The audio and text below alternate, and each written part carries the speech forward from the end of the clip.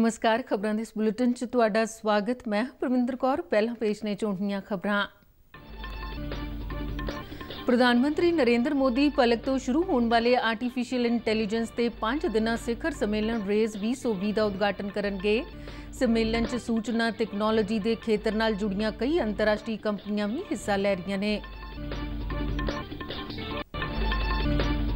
सूचना ते प्रसारण मंत्री प्रकाश जावड़ेकर ने कहा कि खेती सुधार कानूनों ते पंजाब विच हो रहे रोस प्रदर्शन सियासी ने।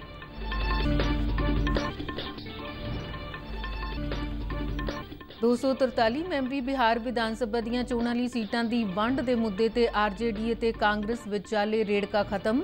आरजेडी 144 ते कांग्रेस 70 सीटां ते चोणां लड़ेगी। केंद्रीय सेहत मंत्री डॉक्टर हर्षवर्धन ने दस्सिया कि भारत में कोरोना वैक्सीन की उपलब्धता बारे उच्च पद्धरी कमेटियां अध्ययन कर रही ने। भारत में कोविड तो ठीक होने वालों की दर 84.13% हुई। ठीक होने वालों की गिनती 55 लाख तो पार। मौत दर भी घट के 1.55 ते आई। पंजाब च खेती सुधार कानूनों के हक विच अते विरोध विच वख-वख सियासी पार्टियां वालों ट्रैक्टर रैलियां जारी। भाजपा के पंजाब प्रधान अश्विनी शर्मा ने पठानकोट च ट्रैक्टर रैली की अगवाई करके खेती कानूनों के समर्थन च आवाज़ बुलंद की।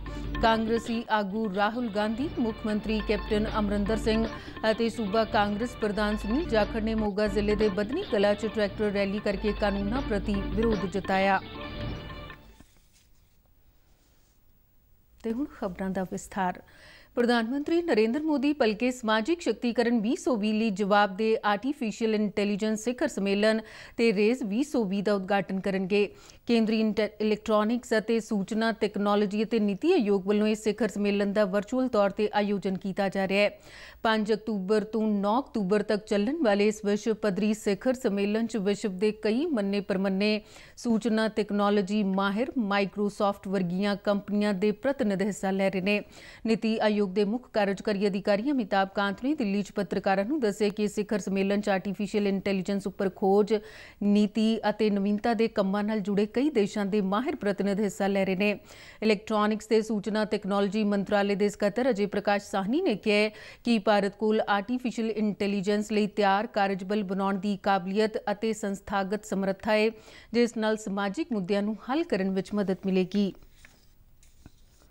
प्रधानमंत्री नरेंद्र मोदी ने भारतीय सभ्याचारक संबंधां बारे भारतीय कौंसल वालों आयोजित किए गए रवायती कपड़ियां के कौमांतरी वैबीनार को संबोधन करदे कहा कि कपड़ा खेतर एक अजिहा मुख्य खेतर है जो आत्म निर्भर भारत के निर्माण च मदद करेगा। उन्होंने कहा कि अज जदों असीं कपड़े नूं एक मुख्य सैक्टर वजों देखते हाँ तो साडी सरकार का पूरा ध्यान कपड़ा उद्योग नाल संबंधित हुनरां के दर्जे नूं वधाउण ते जांदा है। उन्होंने कहा कि असीं वित्ती सहायता ते नवीनतम तकनोलॉजी नाल अपने बुनकरां की मदद कर रहे हैं तां जो वो विश्व पद्धरी उत्पादों का निर्माण जारी रख सकन। उन्होंने कहा कि साडे बुनकर विश्व पद्धरी उत्पादन च भारी योगदान दे रहे हैं, पर इस दे बावजूद सरकार चाहती है कि इस खेतर विच विश्व पद्धरी ज्ञान हासिल करन।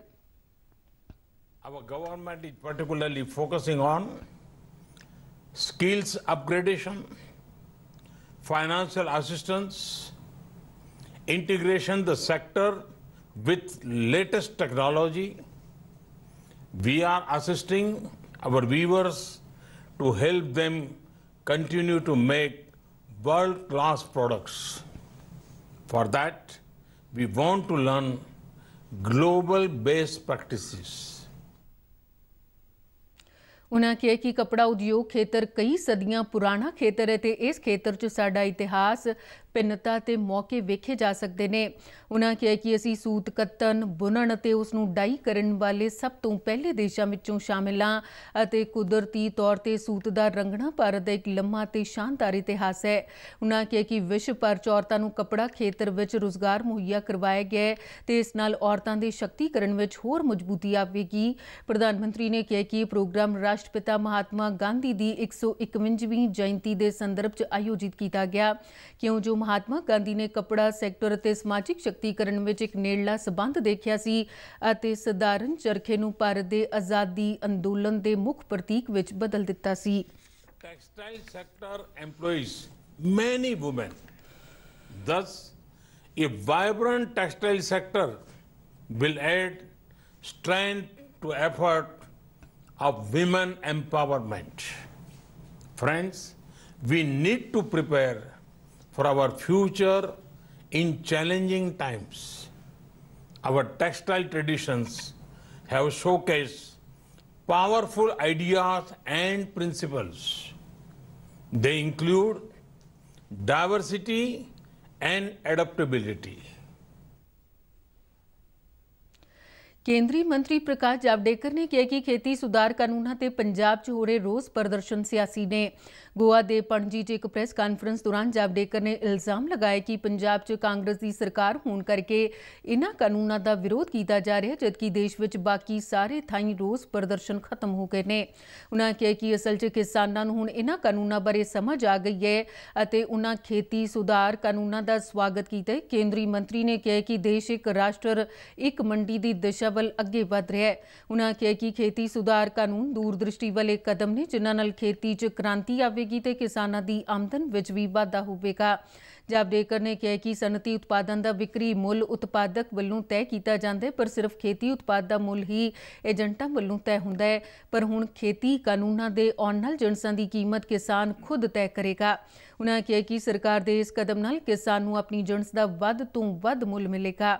ਪ੍ਰਕਾਸ਼ ਜਾਵੜੇਕਰ ਨੇ ਜ਼ੋਰ ਦੇ ਕੇ ਕਿਹਾ ਕਿ ਘੱਟੋ ਘੱਟ ਸਮਰਥਨ ਮੁੱਲ ਵੀ ਰਹੇਗਾ। ਉਨ੍ਹਾਂ ਦੱਸਿਆ ਕਿ ਸਰਕਾਰ ਨੇ ਵਿਰੋਧੀ ਪਾਰਟੀਆਂ ਦੇ ਝੂਠੇ ਪ੍ਰਚਾਰ ਦੇ ਉਲਟ ਸਗੋਂ ਕਿਸਾਨਾਂ ਨੂੰ ਵੱਧ MSP ਦਿੱਤੀ ਹੈ। ਉਨ੍ਹਾਂ ਕਿਹਾ ਕਿ ਪਿਆਜ਼, ਆਲੂ, ਤੇਲ ਆਦਿ ਖੇਤੀ ਉਤਪਾਦਾਂ ਨੂੰ ਜ਼ਰੂਰੀ ਵਸਤਾਂ ਕਾਨੂੰਨ ਤੋਂ ਬਾਹਰ ਲਿਆਂਦਾ ਗਿਆ ਹੈ।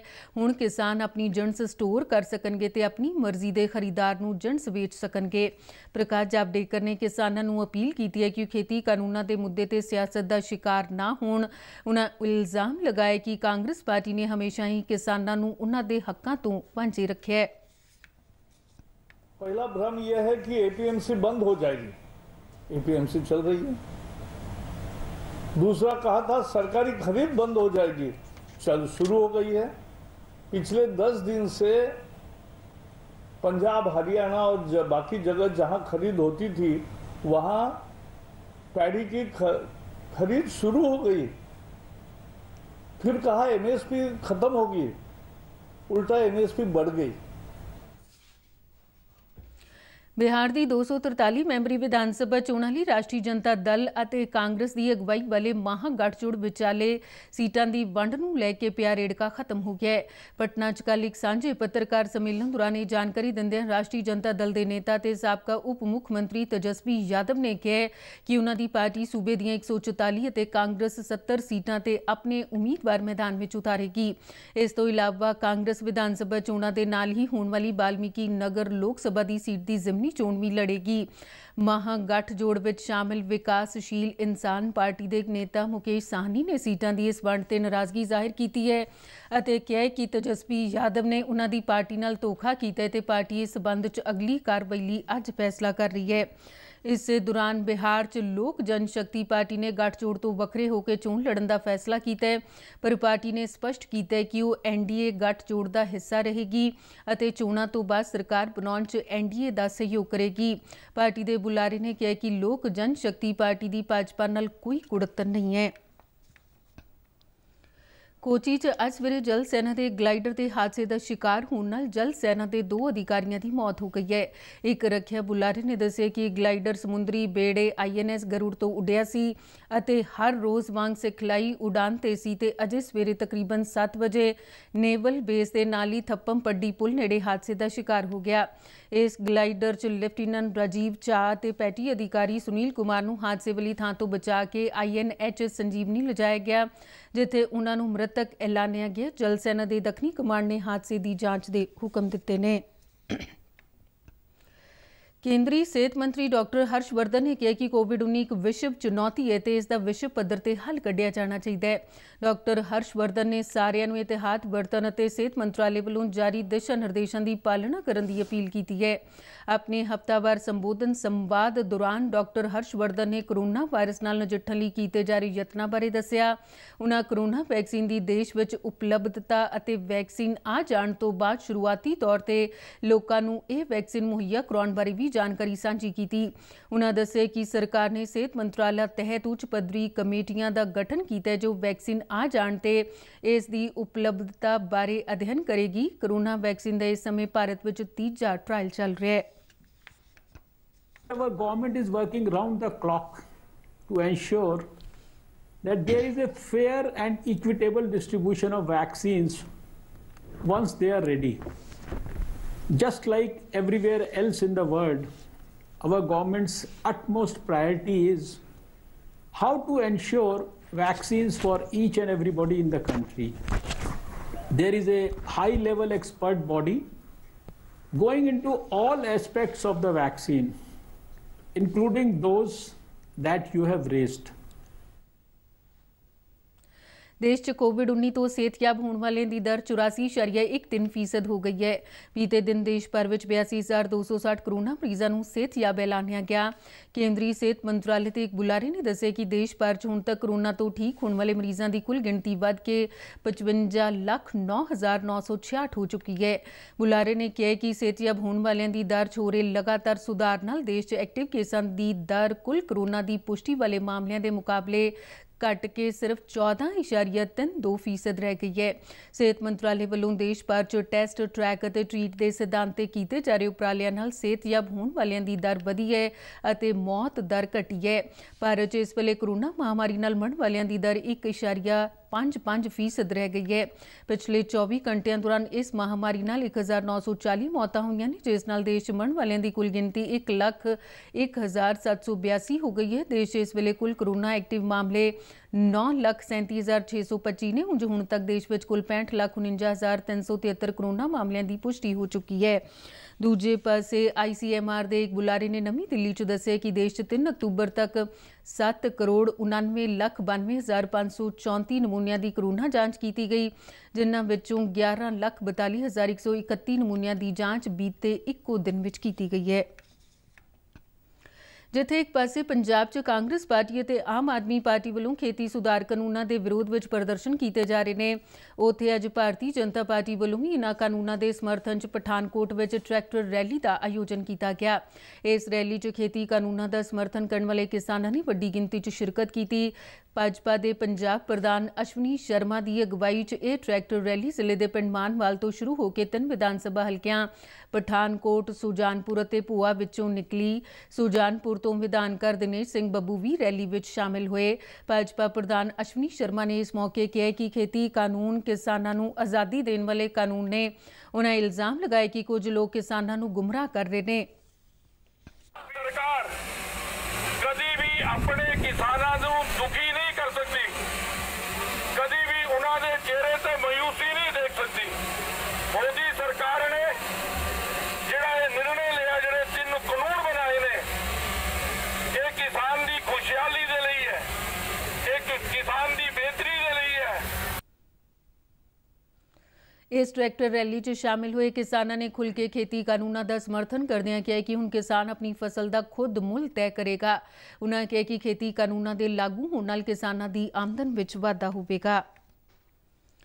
पंजाब च खेती सुधार कानूनों को लैके कांग्रेस और आम आदमी पार्टी वालों रोस प्रदर्शन जारी ने। कांग्रेसी नेता राहुल गांधी ने अज मोगा जिले के बदनी कला विखे इन्हां कानूनों के विरोध में एक ट्रैक्टर रैली की अगवाई की। इस रैली च मुख मंत्री कैप्टन अमरिंदर सिंह, वित्त मंत्री मनप्रीत सिंह बादल, सूबा कांग्रेस मुखी सुनील जाखड़ तो इलावा कांग्रेस पार्टी के पंजाब इंचार्ज हरीश रावत उचेचे तौर पर मौजूद सन।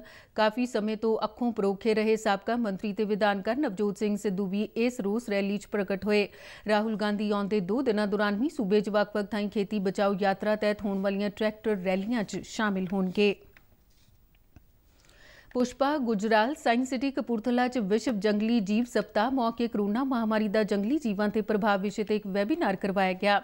वैबीनार नूं संबोधन करदे पंजाब के मुख वनपाल बसंत राजकुमार ने कहा कि पूरा विश्व अज एक अणडिठ दुश्मन नाल लड़ाई कर रहा है जिसने सारिਆਂ ਦੀ जिंदगी नूं रोक दिता। उन्होंने कहा कि संकट का जंगली जीवां ते भी प्रभाव पिया है। मनुख दे अपने घरी बंद होकर रहण तो बाद जंगली जानवर शहरी इलाकों के नेड़े खुले विच निकल आए। उन्होंने कहा कि जिथे विश्व महामारी ने इंसान की जिंदगी ਨੂੰ ਪ੍ਰਭਾਵਿਤ ਕੀਤਾ ਹੈ, ਉੱਥੇ ਵਪਾਰ ਅਤੇ ਜੰਗਲੀ ਜੀਵ ਸੈਰ ਸਪਾਟੇ ਤੇ ਵੀ ਅਸਰ ਹੋਇਆ ਹੈ। ਬਸੰਤ ਰਾਜ ਕੁਮਾਰ ਨੇ ਕਿਹਾ ਕਿ ਸਭ ਤੋਂ ਸਾਨੂੰ ਮਨੁੱਖ ਦੇ ਕੁਦਰਤ ਨਾਲ ਸੰਬੰਧਾਂ ਬਾਰੇ ਮੁੜ ਸੋਚਣ ਦਾ ਮੌਕਾ ਮਿਲਿਆ ਹੈ। ਉਹਨਾਂ ਕਿਹਾ ਕਿ ਜੇ ਅਸੀਂ ਸ਼ਹਿਰੀ ਆਲੇ ਦੁਆਲੇ ਨੂੰ ਬਚਾਉਣਾ ਹੈ ਤੇ ਸਾਨੂੰ ਸਹਿ ਹੋਂਦ ਸਿੱਖਣੀ ਹੋਵੇਗੀ। इस मौके बोलदਿਆਂ पुष्पा गुजराल साइंस सिटी की director general doctor Neelima Jairath ने कहा कि मनुख वालों की जा रही जंगलों की कटाई, जंगली जीवां ਦੀਆਂ ਗਾਹਾਂ ਤੇ कब्जे, खेतीबाड़ी 'ਚ वाधे ਅਤੇ पौण पानी तब्दीली ने कुदरत ਨੂੰ ਉਸ ਦੀ ਸੀਮਾ ਤੋਂ ਅੱਗੇ ਤੱਕ ਦਿੱਤਾ ਹੈ। ਉਨ੍ਹਾਂ ਕਿਹਾ ਕਿ ਇਸ ਸਮੇਂ ਜੰਗਲਾਂ ਦੀ ਕਟਾਈ ਕਾਰਨ ਪੇੜ ਪੌਦਿਆਂ ਤੇ ਜੰਗਲੀ ਜੀਵਾਂ ਦੀਆਂ ਕੋਈ 10 ਲੱਖ ਜਾਤੀਆਂ ਪਹਿਲਾਂ ਹੀ ਅਲੋਪ ਹੋ ਚੁੱਕੀਆਂ ਨੇ। ਉਨ੍ਹਾਂ ਆਖਿਆ ਕਿ ਕੋਵਿਡ-19 ਨੇ ਗੱਲ ਸਾਬਤ ਕੀਤੀ ਹੈ ਕਿ ਜੇ ਅਸੀਂ ਜੰਗਲਾਂ ਨੂੰ ਖਤਮ ਕਰਾਂਗੇ ਤਾਂ ਮਨੁੱਖੀ ਜ਼ਿੰਦਗੀ ਨੂੰ ਚਲਾਉਣ वाला सिस्टम तबाह होगा। अज दे इस वैबीनार च साइंस सिटी के डायरैक्टर डॉक्टर राजेश ग्रोवर भी मौजूद सन। विश्व जंगली जीव सप्ताह मौके द लॉस्ट स्पीशीज़ नां दी पुस्तक भी रिलीज़ की गई। तो इस दे नाल ही खबरां दा बुलेटिन खत्म होया। नमस्कार।